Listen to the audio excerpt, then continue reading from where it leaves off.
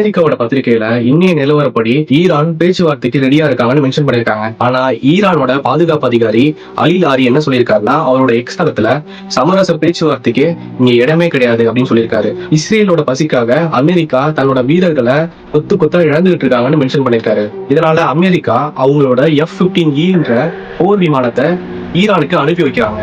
குவைத்தை cross பண்றதுக்கு முன்னாடியே Iran அந்த F-15E போர் விமானத்தை கிராஷ் பண்ணிட்டாங்க. இதனால ட்ரம்ப் என்ன சொல்றாருன்னா, இன்னும் 4 டேஸ்க்கு வார் கண்டினியூஸ் ஆகும், இது ஸ்டாப் ஆகாது அப்படின்னு சொல்லியிருக்காரு. அது மட்டும் இல்லாம 2 ஆப்ஷன் தான், ஒண்ணு சரண்டர் ஆகும், இல்லைன்னா சாவுதான் அப்படின்னு மென்ஷன் பண்ணியிருக்காரு. நம்ம உலகத்திலேயே பரபரப்பான மிகப்பெரிய ஏர்போர்ட்னா துபாயோட ஏர்போர்ட் தான். ஆனா இப்போ க்ளோஸ் பண்ணி வச்சிருக்காங்க. இந்தியாவில் மோர் தென் 180 விமான நிலைய மையங்கள் இப்போ வரைக்கும் ஸ்டாப் பண்ணி வச்சிருக்காங்க.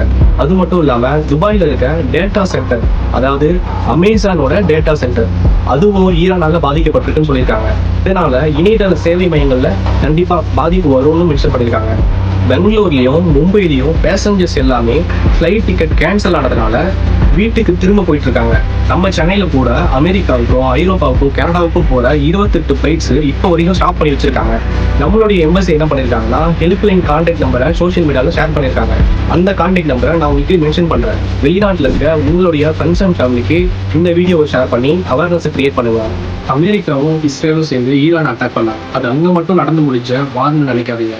அதோட இம்பாக்ட் நம்மளுடைய நாட்டிலையும் இருக்கலாம். கோல்டோட price day by day increase ஆகிட்டே தான் போகுது. டிமாண்ட் அதிகமானா பிரைஸ் கண்டிப்பா இன்னும் அதிகமாகும். டபுள் ஆகும்னு சொல்ல முடியாது, பட் ஆனா அதோட ஸ்பைக்கு ஸ்ட்ராங்கா வர சான்ஸ் இருக்கு. மிடில் ஈஸ்ட் தான் வேர்ல்டுக்கு மெயின் ஆயில் சப்ளை ஏரியா. அங்க டென்ஷன் அதிகமானா க்ரூட் ஆயிலோட பிரைஸ் அதிகமாகும். க்ரூட் ஆயிலோட பிரைஸ் அதிகமானா நம்மளோட நாட்டிலையும் பெட்ரோல், டீசல், டிரான்ஸ்போர்டேஷன் காஸ்ட் கண்டிப்பா எல்லாமே இன்க்ரீஸ் ஆக சான்ஸ் இருக்கு. நம்ம டெய்லி பேசிஸ்ல யூஸ் பண்ற திங்ஸோட பிரைஸ் கூட இன்க்ரீஸ் ஆக சான்ஸ் இருக்கு. இது டெல்லியோட மட்டும் அஃபெக்ட் பண்ணாது. சென்னை, மதுரை, கோயம்புத்தூர்ல இருக்க சின்ன சின்ன பிசினஸ் கூட கண்டிப்பா அஃபெக்ட் ஆகும். இம்போர்ட், எக்ஸ்போர்ட், ஸ்டாக் மார்க்கெட் எல்லாத்துலயும் இதோட அஃபெக்ட் கண்டிப்பா இருக்கும். இங்க என்ன ரியாலிட்டினா, யார் பக்கம் நியாயம் இருக்குன்றத பத்தி பேசுறதை விட இந்த வார்னால நமக்கு என்ன ஆக போகுது அப்படின்றத யோசிக்கிறது ரொம்ப முக்கியம். ஏன்னா நிலைமை ரொம்ப மோசமா போயிட்டு இருக்கு. அடுத்த 2 டேஸ்ல என்ன நடக்கும்னு தெரிஞ்சுக்க அப்டேட்டா இருங்க. இந்த வீடியோவை ஷேர் பண்ணி அவேர்னஸ் கிரியேட் பண்ணுங்க. நான் நேத்து போஸ்ட் பண்ண வீடியோ மோர் தென் 10,000 பேருக்கு மேல வாட்ச் பண்ணிருந்தீங்க. ஸோ இந்த சப்போர்ட்டுக்கு ரொம்ப நன்றி. நெக்ஸ்ட் வீடியோ அப்டேட்டுக்கு ஃபாலோ பண்ணிக்கோங்க.